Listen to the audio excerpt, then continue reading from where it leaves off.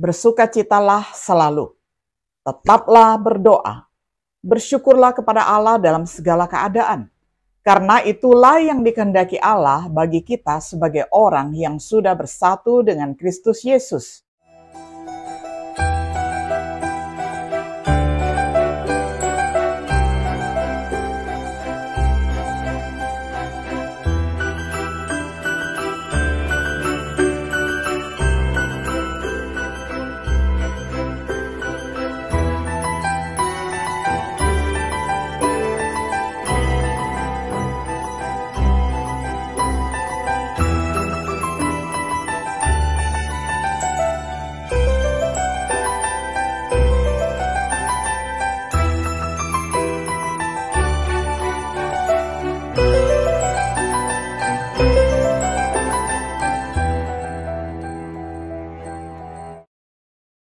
Shalom, sahabat Biblika yang dikasihi oleh Tuhan.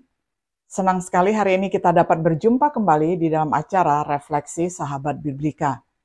Hari ini kita tiba pada episode yang ke-18 di dalam serial pembahasan kitab 1 Tesalonika dengan tema Tugas kita terhadap diri sendiri. Saya akan bacakan firman Tuhan untuk kita semuanya dari 1 Tesalonika pasal 5 ayat 16 hingga ayat yang ke-18. Saya akan bacakan untuk kita semuanya di dalam terjemahan sederhana Indonesia. Bersukacitalah selalu, tetaplah berdoa, bersyukurlah kepada Allah dalam segala keadaan, karena itulah yang dikehendaki Allah bagi kita sebagai orang yang sudah bersatu dengan Kristus Yesus. Sampai sedemikian jauh pembacaan firman Tuhan dari 1 Tesalonika 5 ayat 16 hingga ayatnya yang ke-18. Sahabat Biblika yang dikasihi oleh Tuhan, dalam 1 Tesalonika pasal 5, kita terus mencatat berbagai tanggung jawab kita sebagai anak-anak terang dan anak-anak siang. 1 Tesalonika 5 ayat 5. Dalam penelitian selanjutnya, kita telah membahas tugas kita kepada mereka yang melayani 1 Tesalonika 5 ayat 12 hingga ayat 13. Untuk mengenali mereka dan untuk menghargai mereka dengan kasih yang tinggi. Tugas kita untuk mereka yang membutuhkan itu dibahas di dalam 1 Tesalonika 5 ayat 14 sampai 15. Untuk memperingatkan yang nakal, untuk menghibur yang lemah hati, untuk menjunjung yang lemah, untuk bersabar dengan semua orang, untuk tidak membalas kejahatan dengan siapapun, untuk mengejar apa yang baik untuk kita dan untuk semua orang. Tugas kita tidak hanya dibutuhkan kepada orang lain. Kita memiliki tugas yang membahas kesejahteraan rohani kita sendiri. 3 kewajiban tersebut disebutkan dalam teks kita untuk pelajaran kita pada hari ini, yakni 1 Tesalonika 5 ayat 16 hingga ayatnya yang ke-18.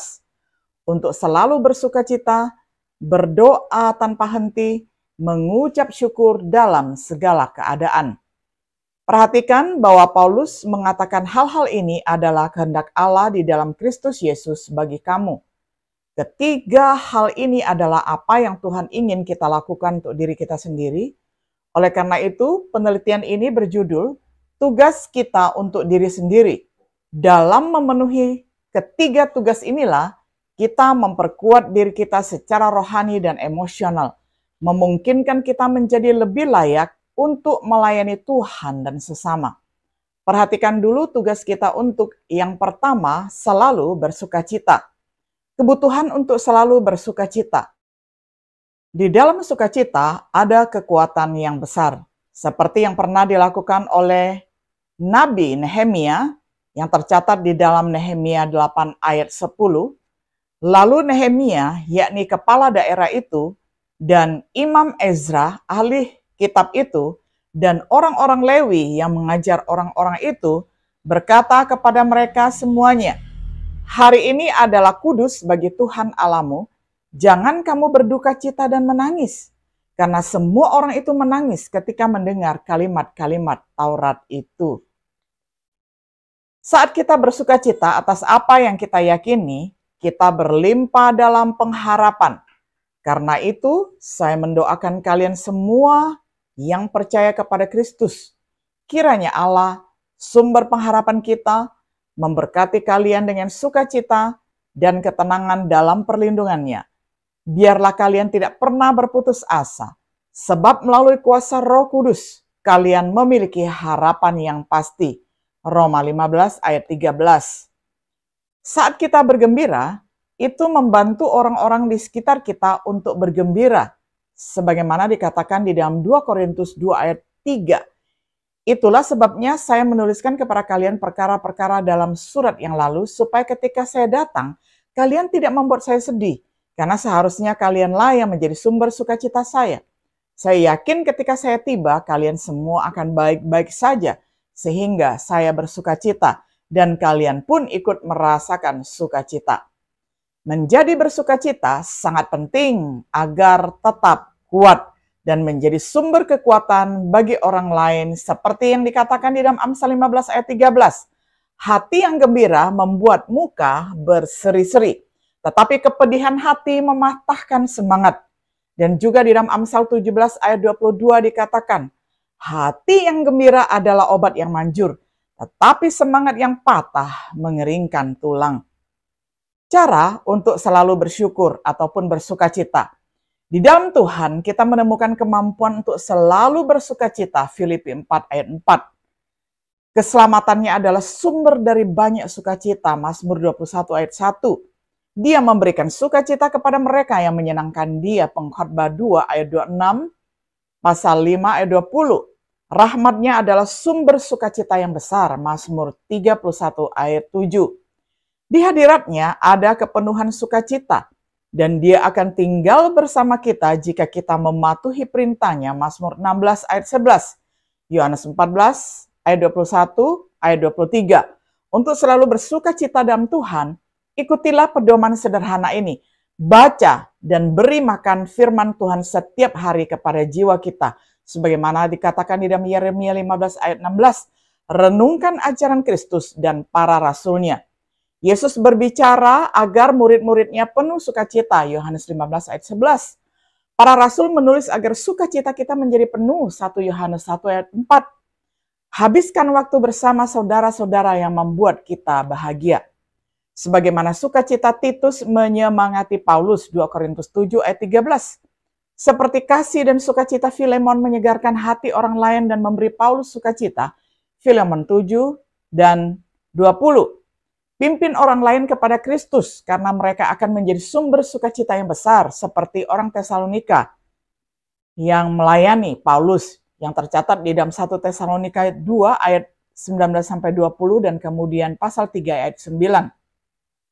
Sebagaimana sukacita Filemon kepada Paulus yang tercatat di dalam Filemon 1 ayat 7. Sebagaimana para petobat Yohanes membuatnya bersukacita. 3 Yohanes 4. Nyanyikan pujian sukacita bagi Tuhan. Tentu saja kita harus bernyanyi saat ceria ataupun saat gembira, sebagaimana dikatakan di dalam Yakobus 3 ayat 3, Yakobus 5 ayat 13. Tetapi kita juga bisa menemukan kegembiraan dengan menyanyikan pujian. Nyanyi dan berbahagialah. Mazmur 71 ayat 23. Mazmur 104 ayat 33 sampai 34, kemudian Mazmur 135 ayat 3. Dengan menjadi proaktif dan mengikuti pedoman ini adalah mungkin untuk selalu bersukacita. Bahkan ketika keadaan eksternal tidak kondusif untuk menciptakan kegembiraan.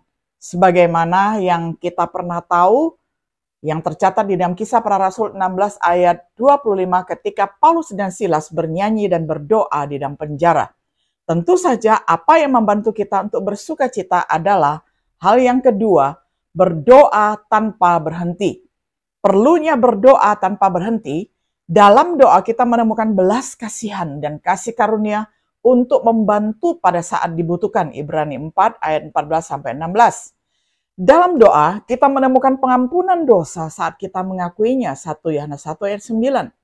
Dalam doa kita menemukan damai sejahtera Allah yang sangat membantu di saat-saat cemas. Filipi 4 ayat 6-7. Cara berdoa tanpa henti, yakni dengan memiliki waktu yang ditentukan untuk berdoa dapat membantu menciptakan kebiasaan berdoa. Misalnya, perhatikan contoh Daniel, Daud. Kita perhatikan Daud yang Allah gambarkan sebagai seorang yang berkenan di hatiku, dapat saudara baca di dalam Mazmur 55 ayat 17. Dan Daniel yang dijelaskan oleh malaikat sebagai "Hai manusia yang sangat kukasihi" dapat saudara baca di dalam Daniel 6 ayat 10. Orang-orang hebat ini membiasakan diri untuk berdoa pada waktu-waktu tertentu sepanjang hari. Kita sebaiknya meneladani mereka. Setidaknya temukan waktu setiap hari untuk menyendiri dengan Tuhan dalam doa. Pagi hari mungkin yang terbaik bagi sebagian orang.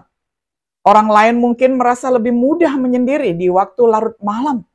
Jadikan ini waktu khusus untuk menyendiri bersama Bapa Surgawi kita. Kita tidak boleh membatasi doa pada waktu yang ditentukan. Kebutuhan khusus untuk meminta doa khusus. Yesus berdoa pada saat-saat penting. Suatu hari Yesus pergi ke sebuah bukit untuk berdoa. Sepanjang malam dia berdoa di sana. Besok paginya dia memanggil orang-orang yang biasa mengikutinya. Lalu memilih 12 dari antara mereka untuk menjadi muridnya. Dia juga mengangkat mereka sebagai rasulnya. Inilah nama-nama mereka. Ini dicatat di dalam Lukas 6 ayat 12 hingga ayat 13. Paulus berdoa dalam keadaan sulit. Tercatat di dalam Kisah Rasul 16 ayat 25. Tetapi kira-kira tengah malam, Paulus dan Silas berdoa serta menyanyikan lagu-lagu pujian kepada Allah. Dan para tahanan yang lain ikut mendengarkan mereka. Lalu Nehemia berdoa secara mendadak. Lalu raja bertanya, "Apakah kamu punya permintaan yang berhubungan dengan hal itu?" Saya pun berdoa dalam hati kepada Allah surgawi. Kemudian menjawab raja, "Jika Tuanku berkenan mengabulkan permintaan hambamu ini, mohon utuslah saya ke Yehuda untuk membangun kembali kota asal saya itu." Nehemia 2 ayat 4 hingga ayat yang ke-5. Memiliki waktu yang ditentukan membantu mengembangkan pengalaman dan ketekunan dalam berdoa. Berdoa secara spontan saat kebutuhan muncul mengembangkan kecenderungan untuk berdoa dalam setiap keadaan. Bersama-sama, mereka memenuhi perintah untuk berdoa tanpa henti. Apa yang membantu kita jauh adalah jika kita melakukan hal yang ketiga, yakni bersyukur dalam segala sesuatu. Perlunya bersyukur dalam segala hal. Rasa tidak berterima kasih sangat tidak menyenangkan Tuhan. Tidak tahu bersyukur termasuk di antara orang-orang berdosa yang lazim terjadi pada masa-masa sulit. 2 Timotius 3 ayat 1-5. Murka Allah akan diungkapkan terhadap mereka yang tidak tahu berterima kasih. Roma 1 ayat 18 hingga ayat yang ke-21. Orang Kristen harus dikenal karena sikap bersyukur mereka. Bersyukur atas apa yang telah dilakukan Bapa kepada kita. Kolose 1 ayat 12 hingga 14. Orang Kristen dapat hidup berlimpah dalam ucapan syukur. Kolose 2 ayat 7. Bersyukur adalah bagian dari pakaian yang harus kita kenakan dalam hidup kita. Kolose 3 ayat 12 hingga ayat 15. Bersyukur adalah pelengkap doa kita. Kolose 4 ayat 2, 1 Timotius 2 ayat 1. Dengan bersyukur yang ditambahkan pada doa-doa kita adalah kunci untuk mengatasi kecemasan. Filipi 4 ayat 6. Memperoleh damai sejahtera Allah yang melampaui akal. Filipi 4 ayat 6-7. Cara bersyukur dalam segala hal. Ingatlah bahwa segala sesuatu dapat bekerja untuk kebaikan kita. Roma 8 ayat 28. Karena itu kita dapat bermegah dalam kesengsaraan. Roma 5 ayat 3-5. Kita dapat bersukacita dalam penganiayaan. Matius 5 ayat 10-12. Kita dapat bersukacita dalam pencobaan. Yakobus 1 ayat 2-3. Sertakan rasa syukur bersama permohonan doa kita. Filipi 4 ayat 6. Sama seperti Daniel mengucapkan terima kasih, mengucapkan syukur kepada Allah sebagai bagian dari doa hariannya. Daniel 6 ayat 10. Sebagaimana kita berdoa tanpa henti, maka kita akan bersyukur tanpa henti. Sebagai kesimpulan, apakah kehendak Allah bagi kita di dalam Kristus Yesus? Menjadi orang-orang bersyukur, untuk menjadi orang-orang yang berdoa, menjadi orang yang menyenangkan. Ketiganya saling terkait, satu dengan yang lainnya. Semakin kita bersyukur, semakin kita akan berdoa. Semakin kita berdoa, kita akan semakin bersukacita. Jadi, kunci untuk banyak bersukacita di dalam Kristus dimulai dengan sikap bersyukur. Dalam semangat kita untuk memenuhi tugas kita kepada mereka yang melayani dan kepada mereka yang membutuhkan, jangan mengabaikan tugas-tugas yang kita miliki untuk diri kita sendiri. Hal ini dapat membantu kita menjadi lebih produktif dalam pelayanan yang kita berikan kepada Tuhan dan kepada semua orang. Sahabat Biblika yang dikasihi oleh Tuhan, kiranya setiap diri kita dapat bertanggung jawab dan dapat melakukan tugas terhadap diri sendiri, sehingga Tuhan senantiasa memakai kita untuk menjadi saluran berkat-Nya. Kiranya Tuhan Yesus senantiasa memampukan kita untuk melakukan firman-Nya. Shalom.